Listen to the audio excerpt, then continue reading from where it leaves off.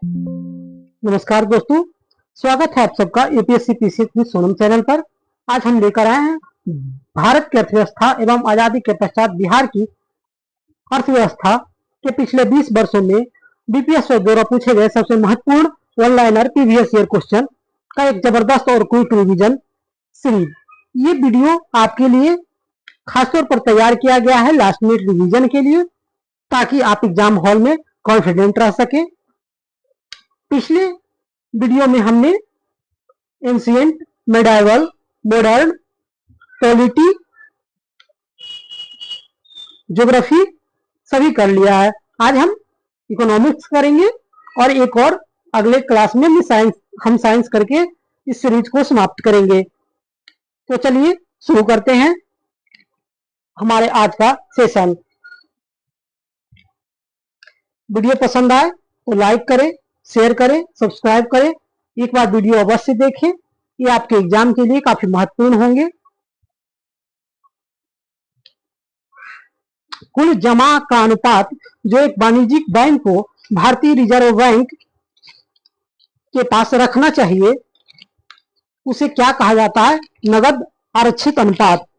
ये CRR, cash reserve ratio.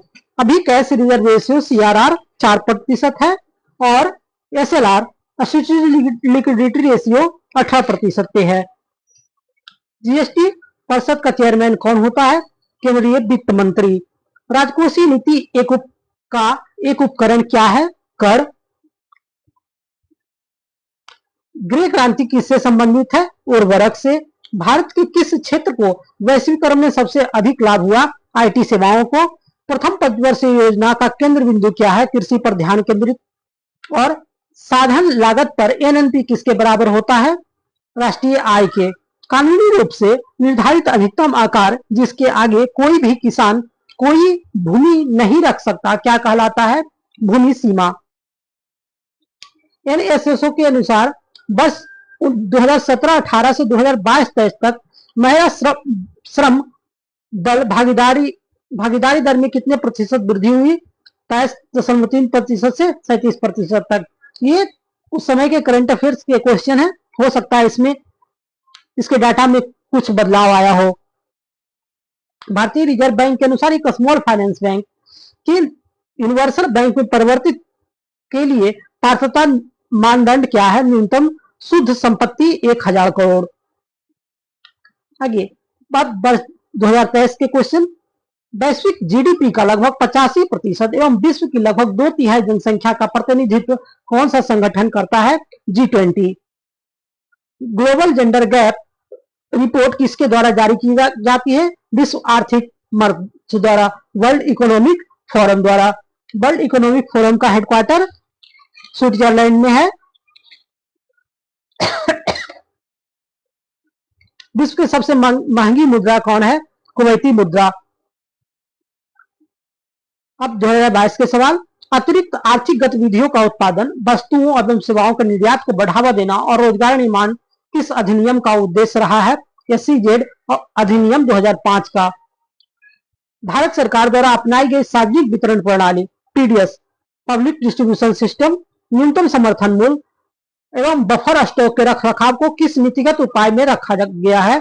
तो कृषि विपणन प्रणाली में। प्रतिस्पर्धा अधिनियम 2002 को किस समिति ने अधिनियमित करने का सुझाव दिया था? SBS राघवन समिति। SBS राघवन समिति। मानव संसाधन विकास किस पंचवर्षीय योजना का विषय रहा है? 8वीं पंचवर्षीय योजना का। आगे है किस बजट में वित्त मंत्री ने उदारीकृत विनिमय दर प्रबंधन प्रणाली की घोषणा की थी? यूनियन बजट 1992-93 में। किस बजट में वित्त मंत्री ने उदारीकृत विनिमय दर प्रबंधन प्रणाली की घोषणा की थी? तो उन्हें यूनियन बजट 1992-93 में।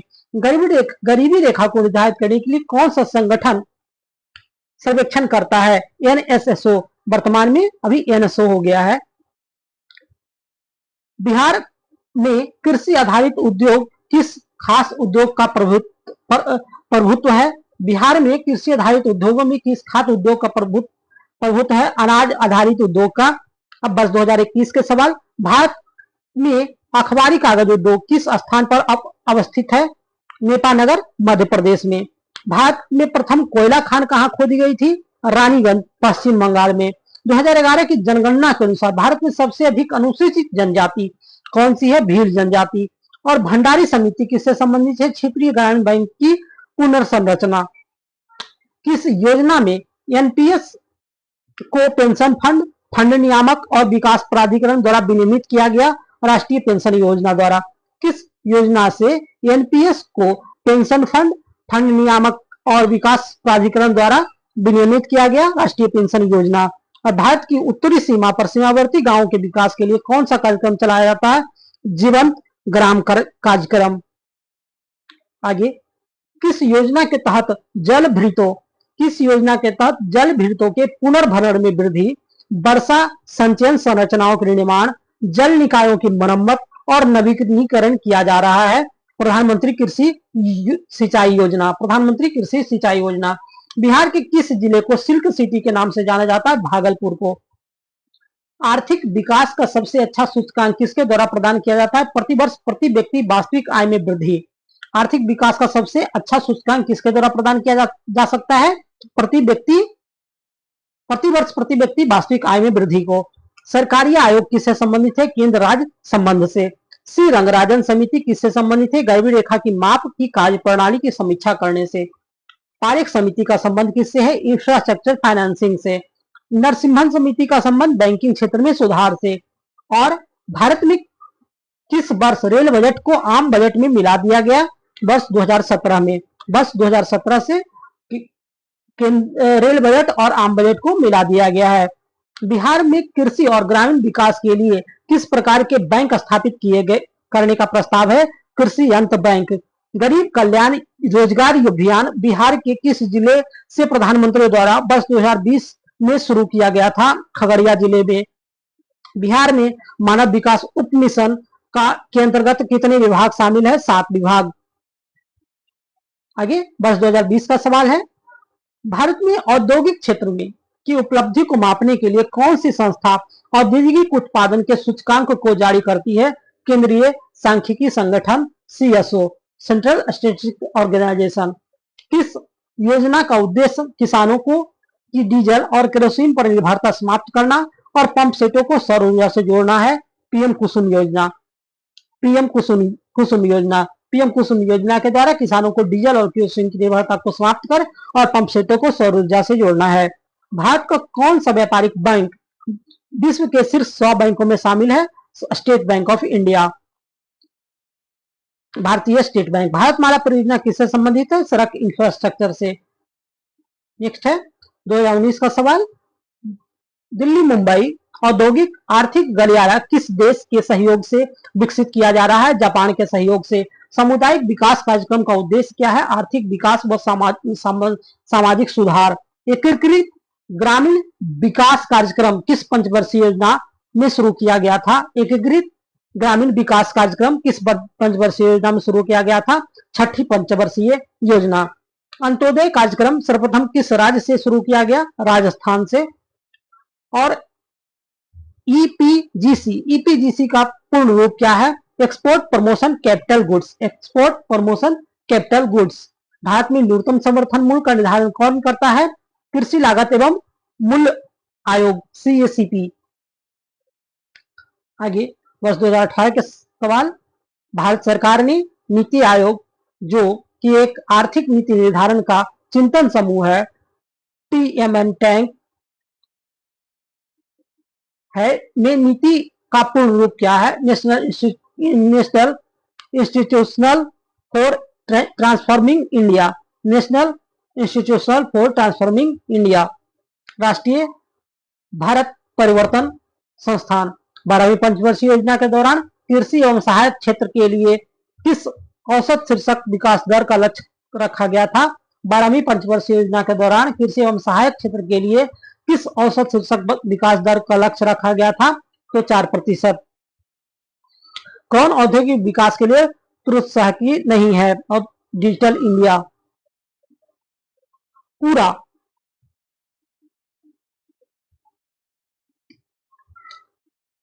पूरा ग्रामीण क्षेत्र में नगरीय सुविधाएं प्रदान करना प्रारूप किसके द्वारा प्रस्तावित किया गया था? एपीजे अब्दुल कलाम के द्वारा, डॉक्टर एपीजे अब्दुल कलाम के द्वारा। किसने गरीबी निवारण के लिए प्रभावपूर्ण अस्त्र के रूप में स्वयं सेवा समूह के विचार को दिया था? मोहम्मद यूनुस ने। मनरेगा का क्या उद्देश्य है? ग्रामीण आय को बढ़ाना। 20वीं शताब्दी के 7वें दशक के अंतिम दौर में हरित क्रांति की प्रकृति का सबसे उचित वर्णन कौन करता है? बीज उर्वरक जल तकनीक। बीज उर्वरक जल तकनीकी। बिहार में किस प्रकार के उद्योगों की प्रत्याशा और संभावनाएं हैं? कृषि आधारित उद्योग की। बिहार आर्थिक सर्वेक्षण पहली बार किस वित्तीय वर्ष के लिए प्रकाशित किया गया था? 2006-07 के लिए। बिहार आर्थिक सर्वेक्षण पहली बार वर्ष 2006-07 के लिए शुरू किया गया था। अब 2017 के सवाल। भारत में राष्ट्रीय आय की गणना में एक समस्या है असंगठित क्षेत्र। भारत में राष्ट्रीय आय की गणना में एक समस्या है असंगठित क्षेत्र। भारत में कृषि पुनर्वित्त प्रदान करने के लिए शिखर स्तर पर बैंक का क्या नाम है? कृषि एवं ग्रामीण विकास राष्ट्रीय बैंक।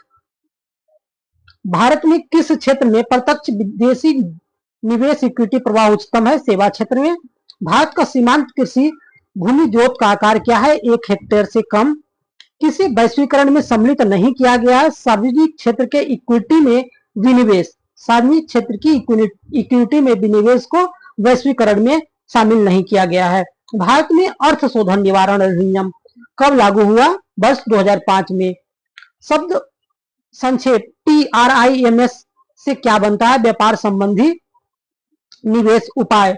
नीति आयोग अस्तित्व में कब आया? 1 जनवरी 2015 को। सक्षमता उपागम किससे संबंधित है? प्रोफेसर अमर्त्य सेन।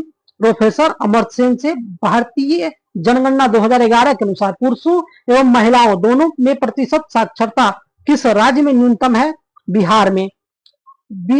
बिहार में कृषि भूमि की जोतों का औसतन आकार दूसरे राज्यों की तुलना में कैसा है? न्यूनतम से द्वितीय। राष्ट्रीय दूसरा। गुल्लक बच्चा बैंक कहाँ स्थित है? पटना में। गुल्लक बच्चा बैंक कहाँ स्थित है? पटना में। अब 2016 के सवाल। व्यापार करने की सुविधा सूचकांक कौन बताता है और प्रकाशित करता है? विश्व बैंक समूह। कौन सा भारतीय भुगतान संतुलन स्थिति को सुधारने में सक्षम नहीं है? निर्यातों पर अधिक कर लगाना। निर्यातों पर अधिक कर लगाना। भारत में सेवा कर किसकी सिफारिश से लागू हुआ था? राजा जे चलैया समिति। जे चलैया समिति। किस अर्थशास्त्र ने भारत में सबसे अधिक वैज्ञानिक दृष्टि से राष्ट्रीय आय की गणना की? BKRV राव। BKRV राव। भारत में पहली पंचवर्षीय योजना का आकार क्या है? Harold Domar model. Harold Domar model. कौन सा कर केंद्र सरकार द्वारा लगाया जाता है परंतु राज्यों द्वारा एकत्रित एवं आवंटित किया जाता है? Stamp duty. स्टाम्प शुल्क। राष्ट्रव्यापी स्तनपान कार्यक्रम मां किस संघीय मंत्रालय द्वारा जारी किया गया है? स्वास्थ्य एवं परिवार कल्याण मंत्रालय। कैशलेस लेनदेन को बढ़ावा देने के लिए भारत सरकार द्वारा किस समिति का गठन किया गया है? नीरज कुमार गुप्ता समिति। जीविका बिहार सरकार की एक पहल है। इसका संबंध है रोजगार सृजन, वित्तीय समावेशन और सार्वजनिक वितरण से। ये ऊपर के 2 सवाल करंट अफेयर्स के हैं। बिहार में SPUR परियोजना का संबंध किससे है? नगर निगम वित्त से। नगर निगम वित्त से। नगर निगम वित्त से। भारत में मध्य अर्ध शतक में अपनाए गए महालनोबिस प्लान मॉडल का उद्देश्य क्या था? भारी उद्योग की स्थापना करना जो पूंजी सघन थे। भारत में मध्य अर्ध शतक में अपनाए गए महालनोबिस प्लान मॉडल का उद्देश्य क्या था? भारी उद्योग की स्थापना करना जो पूंजी सघन थे। भारत औद्योगिक ऋण एवं निवेश निगम की स्थापना किस वर्ष हुई थी? वर्ष 1955 में।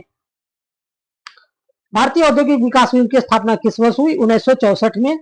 भारतीय निर्यात आयात बैंक की स्थापना किस वर्ष हुई? वर्ष 1982 में। औद्योगिक एवं औद्योगिक और वित्तीय पुनर्निर्माण बोर्ड की स्थापना किस वर्ष की गई? वर्ष 1987 में। ओपन जनरल लाइसेंस का संबंध किससे है? विदेशी व्यापार से। ओपन जनरल लाइसेंस का संबंध किससे? विदेशी व्यापार से। ट्राइसेम ट्राइसेम का संबंध किससे है? रोजगार से। थोक मूल्य सूचकांक का संबंध किससे है? मुद्रास्फीति। रिजर्व नकदी रिजर्व अनुपात कैश रिजर्व रेशियो का संबंध किससे है? ऋण नियंत्रण से। सरकारी व्यय को नियंत्रित करने का प्राधिकार कौन है? सरकारी व्यय को नियंत्रित करने का प्राधिकारी कौन है? वित्त मंत्रालय। प्रभावी राजस्व घाटा किस केंद्रीय बजट में पेश किया गया था? प्रभावी राजस्व घाटा किस केंद्रीय बजट में पेश किया गया था? वर्ष 2011-12 में। ब्याज भुगतान कैसी मद है? राजस्व व्यय की। शहरी गैर श्रम कर्मचारियों के लिए उपभोक्ता मूल्य सूचकांक किस संगठन द्वारा संकलित किया जाता है? केंद्रीय सांख्यिकी संगठन। विदेशी मुद्रा जिसमें त्वरित प्रवास की प्रवृत्ति होती है क्या कहलाती है? हॉट करेंसी, गर्म मुद्रा। कौन सी फसल को राष्ट्रीय खाद्य सुरक्षा मिशन में शामिल नहीं किया गया है? तिलहन। किस वर्ष कृषि एवं संबंध क्षेत्रों को वार्षिक औसत वृद्धि दर स्थिर मूल्यों पर नकारात्मक हो गई थी? वर्ष 2002-3 में। किस वर्ष कृषि और संबंध क्षेत्रों की औसत वार्षिक वृद्धि दर स्थिर मूल्यों पर नकारात्मक हो गई थी? वर्ष 2002-3। भारत में वित्तीय क्षेत्र के सुधारों में शामिल है बीमा क्षेत्र में निजी कंपनियों का प्रवेश। राष्ट्रीय कृषि नीति किस वर्ष लागू हुई थी? वर्ष 2000 में। समुद्रीय मत्स्य नीति किस वर्ष लागू हुई थी? किस वर्ष घोषित की गई थी? वर्ष 2004 में। नवीन विदेशी व्यापार नीति को किस वर्ष घोषित किया गया था? वर्ष 2014 में। 7वें वित्तीय आयोग का स्थापना कब की गई थी? 1978 में। इसको फिर से करते हैं, ये ईयर वाले क्वेश्चन थोड़ा याद करने में प्रॉब्लम होती होगी। राष्ट्रीय कृषि नीति किस वर्ष घोषित की गई थी? वर्ष 2000 में। राष्ट्रीय मत्स्य नीति किस वर्ष घोषित की गई थी? वर्ष 2004 में। नवीन विदेशी व्यापार नीति को किस वर्ष घोषित किया गया था? वर्ष 2014 में। 7वें वित्तीय आयोग की स्थापना कब की गई थी? वर्ष 1978 में। अब वर्ष 2012 के सवाल। भारत में सर्वप्रथम तेल ऊर्जा संकट कब हुआ? वर्ष 1970 से 80 के दौरान। 1970 और 1980 के दौरान। भारत में किस प्रकार की अर्थव्यवस्था है? मिश्रित अर्थव्यवस्था। भारत में योजना आयोग की स्थापना किस वर्ष हुई थी? वर्ष 1950 में। और बिहार के उद्योगों का कमिश्नर दफ्तर कहाँ स्थित है? पटना में। आगे 2008 के सवाल है। भारत विकास फोरम, भारतीय विकास फोरम IDF सबसे पहले जाना जाता था भारत सहायता क्लब के नाम से। संशोधित मूल्य वर्धित कर का संबंध किससे है? बिक्री कर से। 11वीं पंचवर्षीय योजना का उद्देश्य क्या था? समाविष्ट आर्थिक वृद्धि। और 1 रुपए के नोट पर हस्ताक्षर होते वित्त मंत्रालय के सचिव का। भारत का योजना अवकाश की अवधि थी 1966 से 1969। और राष्ट्रीय नियोजन में रोलिंग प्लान की अवधारणा लागू की गई थी जनता सरकार द्वारा। और राजकोषीय घाटा क्या है? बजटीय घाटे का योग और सरकार का बजट ऋण तथा दायित्व। बजटीय घाटे का योग तथा सरकार का बाजार ऋण तथा दायित्व। भारत अमेरिका परमाणु संधि का संबंध में अमेरिका का कौन सा कानून विवादास्पद रहा था? विवादास्पद बना हाइड एक्ट। बिहार के इतिहास में पहली बार राज्य की आर्थिक सर्वेक्षण किसके द्वारा प्रस्तुत किया गया? सुशील मोदी द्वारा। उस समय वित्त मंत्री थे। वर्ष 2005 के सवाल। भारत में जनसंख्या वृद्धि के इतिहास में कौन सा वर्ष महाविभाजन का वर्ष था? वर्ष 1921। प्रत्यक्ष करों में से किस कर से सरकार को अधिकतम राजस्व प्राप्ति होती है? निगम कर से। राष्ट्रीय कृषि और ग्रामीण विकास बैंक नाबार्ड किस पंचवर्षीय योजना की अवधि में की गई थी? 6ठी पंचवर्षीय योजना। जैसे जैसे अर्थव्यवस्था विकसित होती है राष्ट्रीय आय में तृतीय क्षेत्र का अंश कैसा होता है? बढ़ता जाता है। और राजकोषीय नीति का उदाहरण नहीं है ब्याज दर। भारत की राष्ट्रीय आय का सबसे प्रमुख स्रोत है सेवा क्षेत्र। और आर्थिक नियोजन का विषय क्या है? समवर्ती सूची का। अब दूसरी पंचवर्षीय योजना की रूपरेखा किसने तैयार की थी? PC महालनोबिस ने। भारत का राष्ट्रीय आय समंकों का आकलन किसके द्वारा किया जाता है? राष्ट्रीय सांख्यिकी कार्यालय राष्ट्रीय सांख्यिकी कार्यालय द्वारा भारत में आर्थिक सुधार का जनक किसे कहा जाता है? जवाहरलाल नेहरू को। ये था भारत की अर्थव्यवस्था और आजादी के पश्चात बिहार की अर्थव्यवस्था का पिछले बीपीएस द्वारा पिछले 20 वर्षों में पूछे गए वन लाइनर सवाल। Thank you for watching. ऐसे ही एग्जाम ओरिएंटेड ऑनलाइन फॉर्मेट के लिए बने रहें। लाइक करें, कमेंट करें, शेयर करें, सब्सक्राइब करें, बेल आइकन हिट करना ना भूलें। अपने कोई सुझाव या डाउट के लिए कमेंट अवश्य करें। ज्ञान ही शक्ति और शक्ति ही सफलता की कुंजी। Thank you. फिर मिलते हैं कल साइंस के सवाल के साथ।